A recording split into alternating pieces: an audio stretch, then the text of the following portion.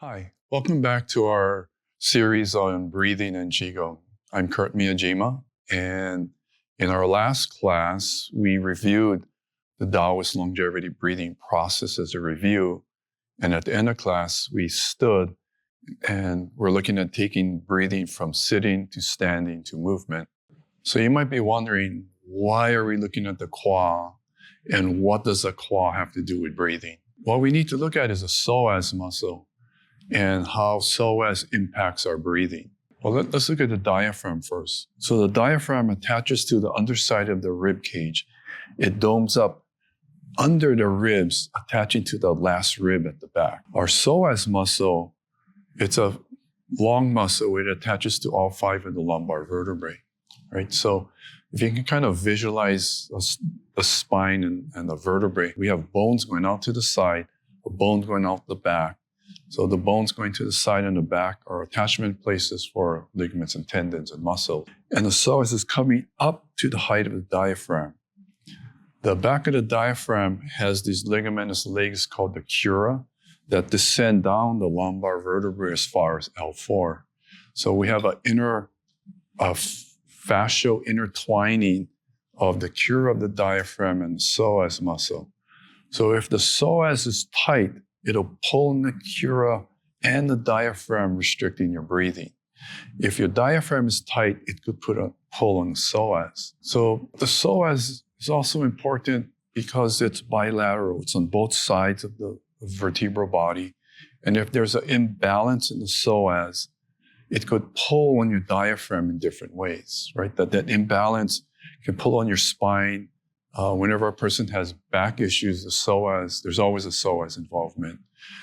But in the terms of breathing, that unequal pulling on the psoas, it could pull on your diaphragm in different ways, restricting your breathing. So, we need to look at the psoas and address the psoas, because if you can get your psoas to relax and release, it'll open up the breath. Another thing is if the diaphragm domes up under the chest, attaching to that last rib, and we have the psoas coming up there, our kidneys are right in that area. So we need to look at ways of opening up the diaphragm and the psoas muscle. So let's go ahead and look at some ways of addressing the psoas muscle and see if that helps your breathing. We're going to do a psoas stretch, and I prefer this stretch because it's very gentle and it's in line with how we practice Qigong, where we're looking at releasing the nervous system to open the body up. This stretch, you're using the weight of your leg to help you to get the psoas to release. So what I have here is a case that the camera guy let me use to step on. And what I'm going to do is I'm going to stand on this case. I'm using the back of the chair for support. Normally when I teach this class, we're upstairs and there's a building, so we use stairs. It's up to you, whatever works for you. But in this case, I'm using this case. I'm going to stand on the case. I'm using the chair for support, and I'm letting my leg hang off the case. So our legs are fairly heavy. So if I can keep my spine upright, I'm allowing the weight of my leg to pull on my psoas to create a psoas lengthening. So as you stand here, just relax, let go. You can let the leg pendulum a bit. And you're just allowing the weight of the leg to start to open up the psoas. You're letting the weight of the leg lengthen your psoas. And it's allowing, so you can't push the psoas to relax. You can't push your nervous system. You want to relax into the lengthening. And it's a time issue.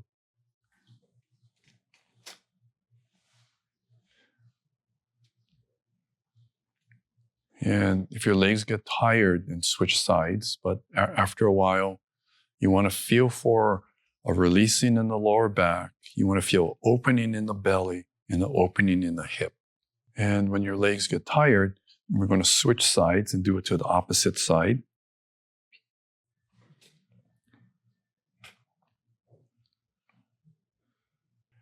You can also lift the arm and let the leg drop. And then this also helps with the psoas release.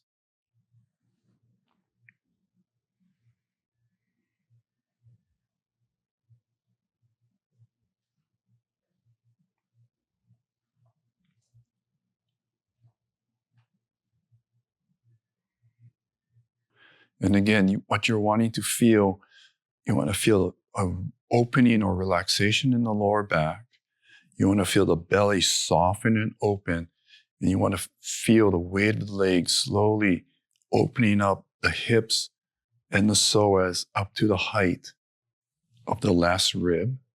And when you lift the arm up, it helps to really get that psoas to release. I kind of want to share my perspective on the practice a little bit. We're looking at practicing a form of Qigong.